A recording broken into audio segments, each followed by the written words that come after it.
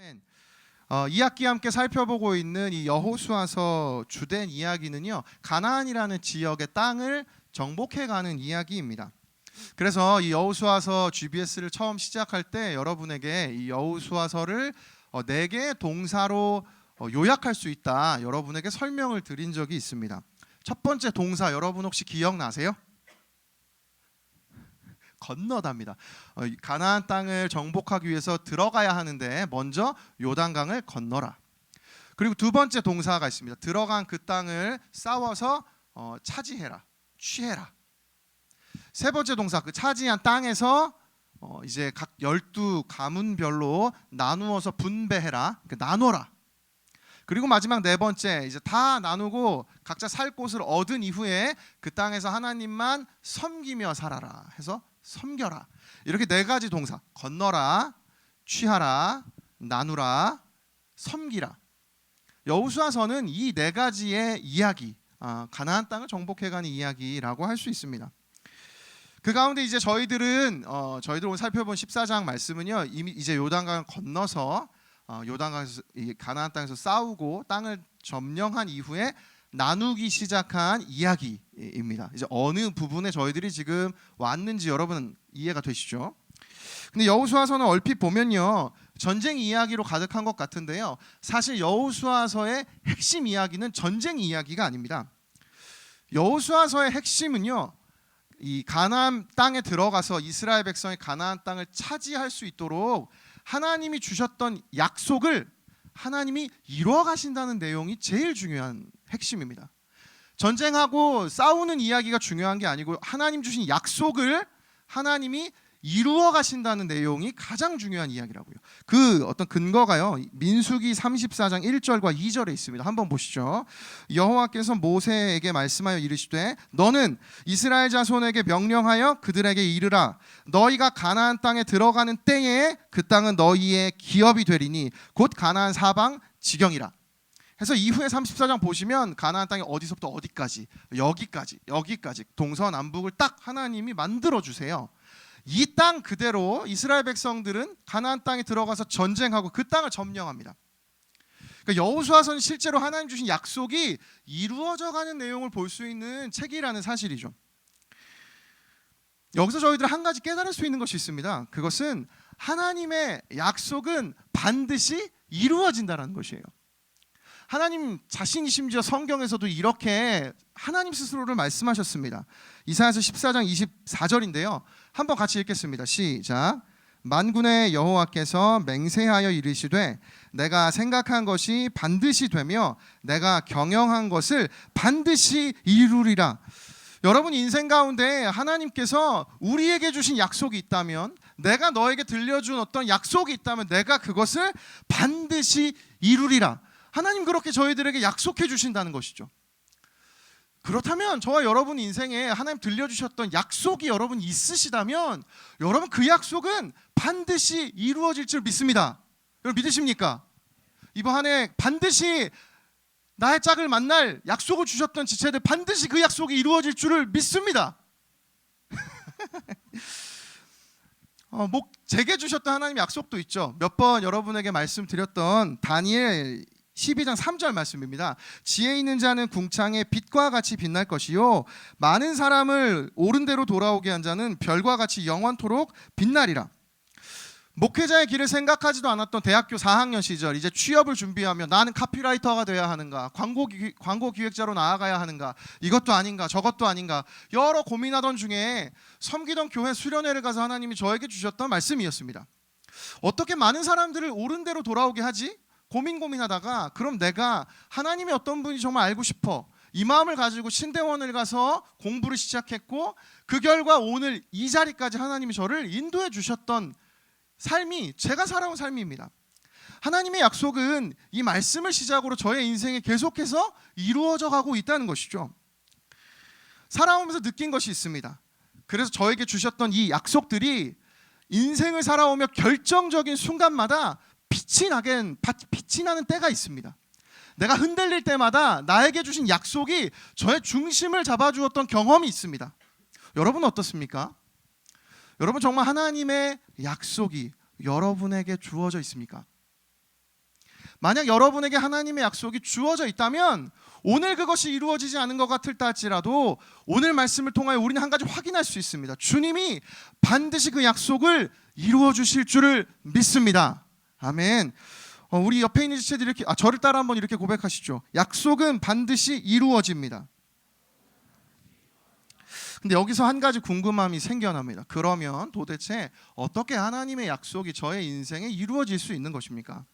너무나 많이 들었던 당연한 하나님 당연히 이루시죠. 반드시 경영하시는 것 하나님이 이루시겠죠. 전능하신 분이신데요. 제 인생에 그럼 하나님 제게 주신 약속을 어떻게 이루어 가시는 것일까요? 이 질문이 저희들에게 생겨나는데요. 이 질문에 대한 이 신앙의 힌트가 그 비밀이 오늘 본문 가운데 있습니다. 오늘 본문 14장 6절부터 12절을 보면 하나님의 약속이 갈렙의 인생을 통해서 어떻게 이루어졌는지를 하나님이 저희들에게 들려주세요. 여러분 예배 오시기 전에 여러분의 리더들이 여러분 소그룹 카톡방에 올려드린 사진 하나 있죠. 그거 한번 지금 보십시오. 휴대폰을 다 꺼내보세요. 휴대폰을 다 꺼내보시고 공식적으로 휴대폰을 사용하는 즐거운 예배 시간. 인스타를 누르는 너의 손가락은 굳을지어다. 카톡을 누르는 너의 그 손가락은 멈출지어다. 아니죠. 카톡을 눌러야 들어가지. 카톡을 누르셔서 소그룹방 들어가십시오. 아직 안 올려주신 리더들이 있으시면 지금 올려주세요. 보셨어요? 6절부터 12절 이렇게 스르륵 제가 슈락 예쁘게 해놓은 거, 색깔 착착착 해놓은 거 보셨죠? 못 본 사람 빨리 보내주세요, 리더. 자 보세요. 여러분 그거 보시고 설교를 들어주시면 됩니다. 오늘 본문이 이야기하고 싶은 것이 있어요. 여러분이 이렇게 생긴 걸 제가 보내드렸죠? 다시 휴대폰 보세요. 오늘 성경 본문이 이야기하고 싶은 것은요. 오늘 구조를 보면 알 수 있습니다. 먼저 보십시오. 6절과 12절을 보시면 이 초록색으로 되어 있는 구절이요. 전체 이야기를 감싸고 있어요.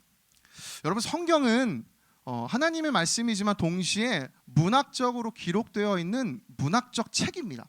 그래서 이 책이 기록되어 있는 구조를 분석하다 보면 이 본문이 이야기하는 메시지가 무엇인지를 알 수 있어요. 저는 오늘 김지찬 교수님의 책을 참고했는데요. 어떤 메시지를 주는지 한번 살펴보죠. 먼저 6절과 12절을 보시면 여호수아가 하나님에게로부터 들었던 게 있다는 겁니다. 6절에 보면 당신이 아시는 바, 당신 지금 알고 있는 것이 있다. 그게 뭐냐면 모세에게 약속하셨던 거, 하나님의 그 약속을 당신 알고 있다. 근데 12절로 내려가 보시면 당신이 그날에 그 약속을 들었다.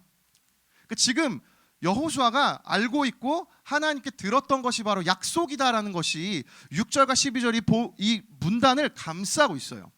자, 이 약속을 들은 갈렙이 그럼 어떻게 했을까요? 그것이 노란색입니다. 7절과 8절이고 10절 하반절과 11절이에요.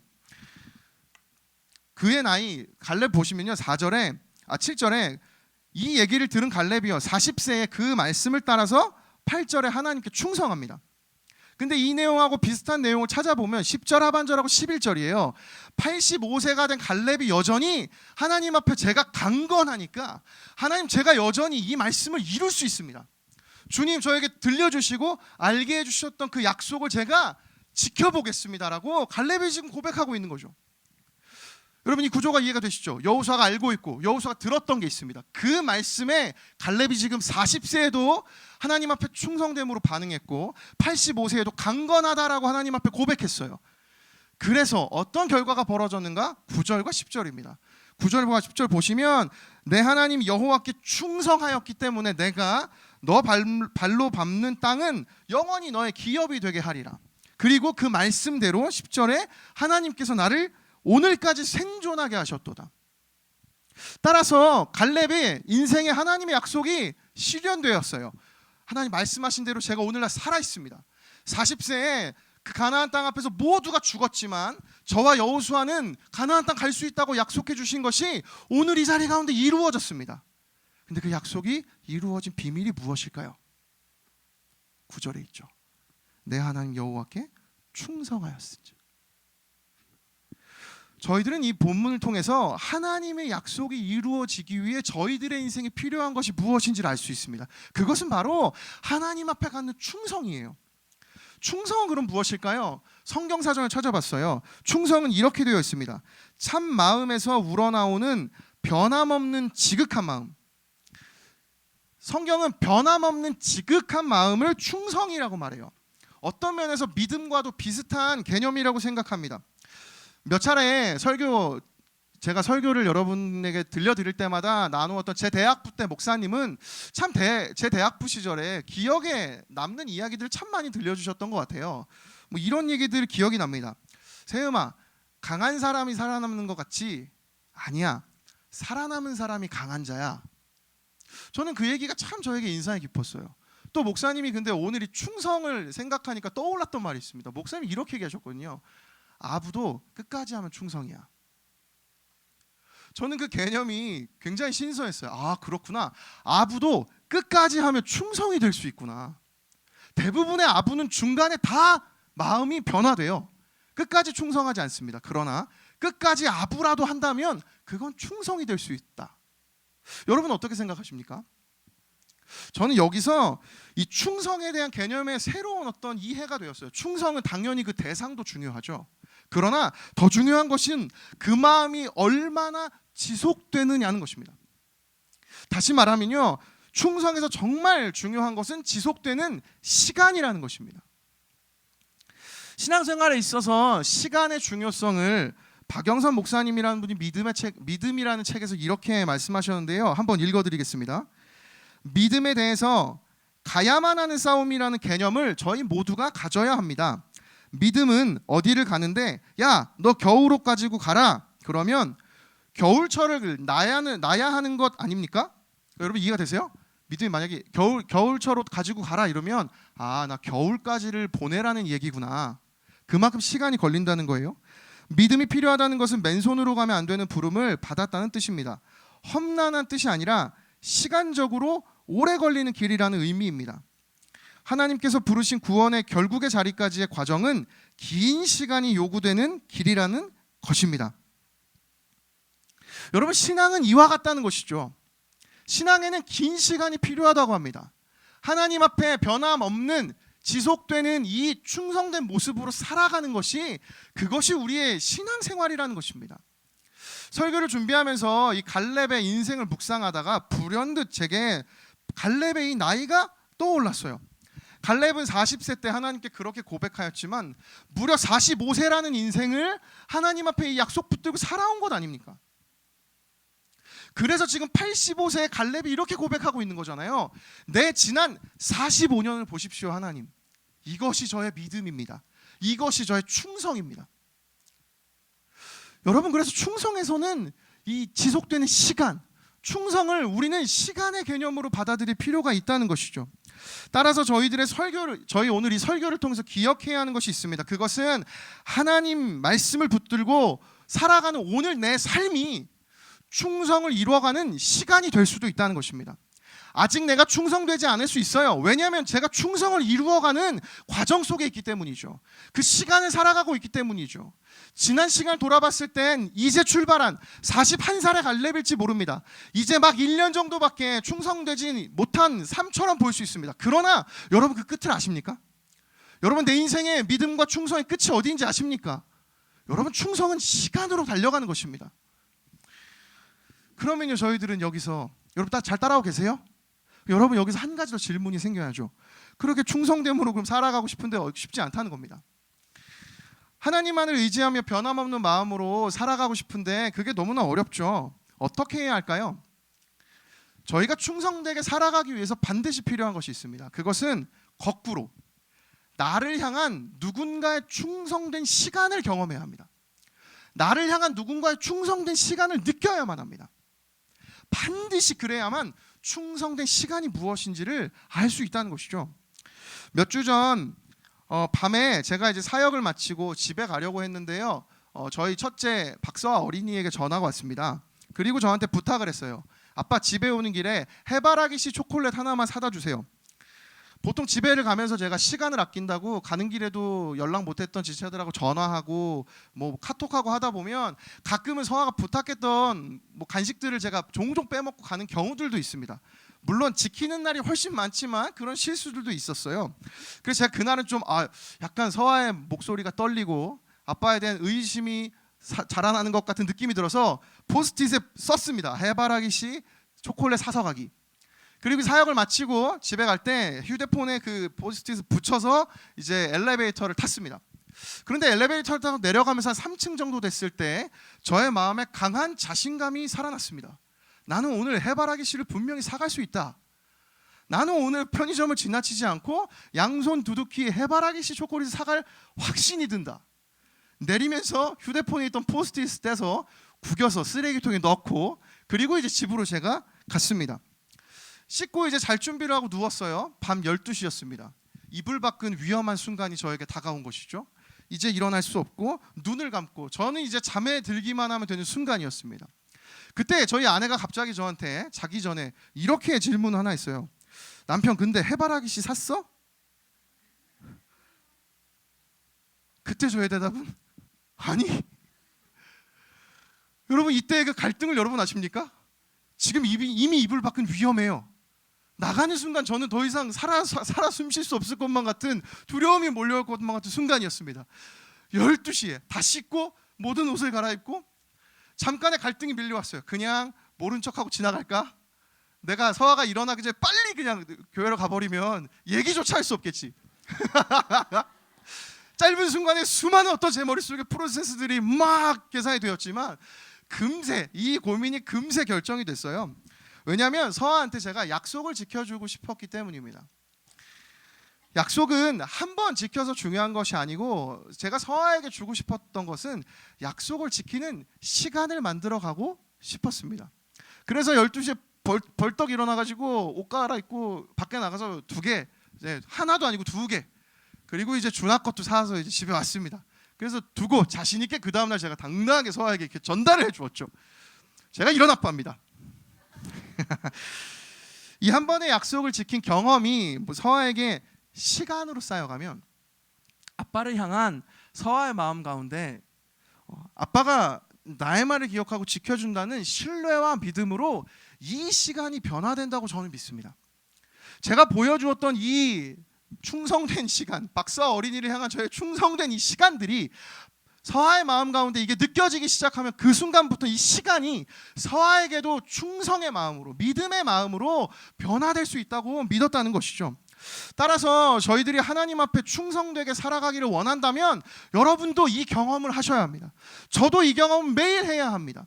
하나님 앞에 나를 향한 어느 누군가의 어떤 존재에 변함없고 흔들림 없는 충성된 시간의 느낌, 여러분이 느낌을 느끼며 하루하루 살아가고 계십니까?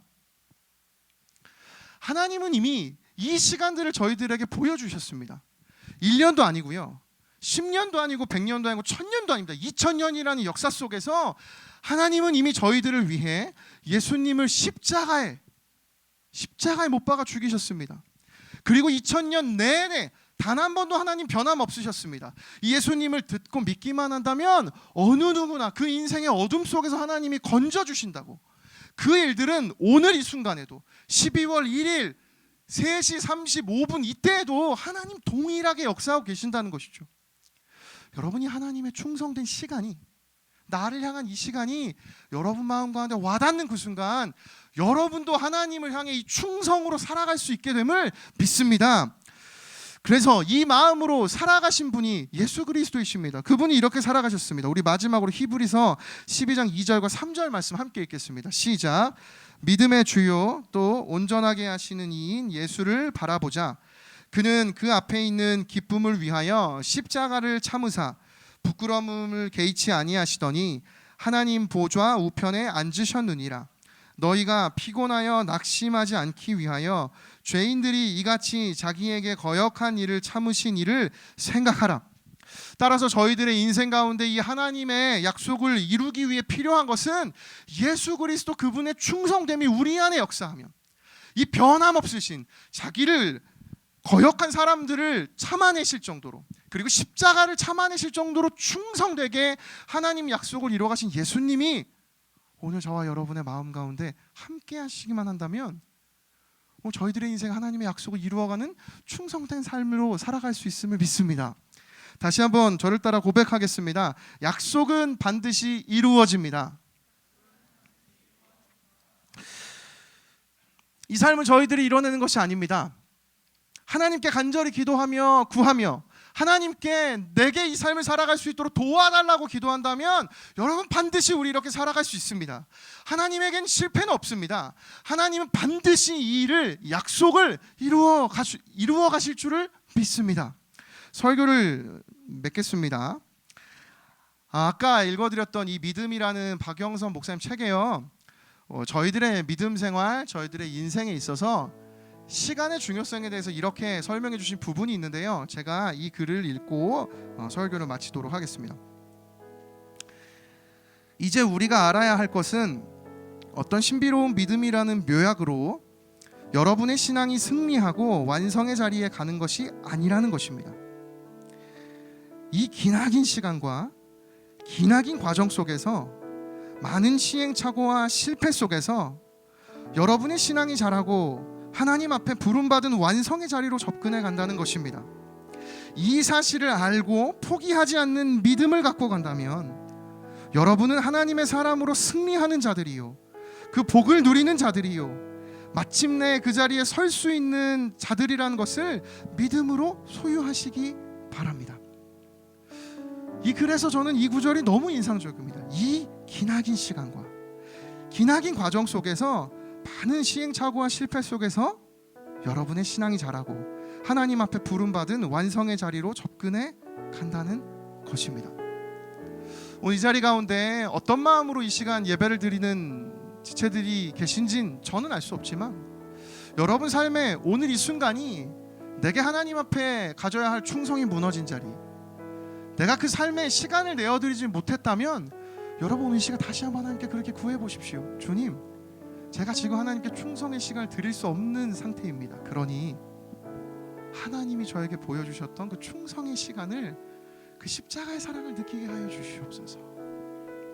우리 이 마음 가지고 함께 찬양하며 기도하며 나아가면 좋겠습니다.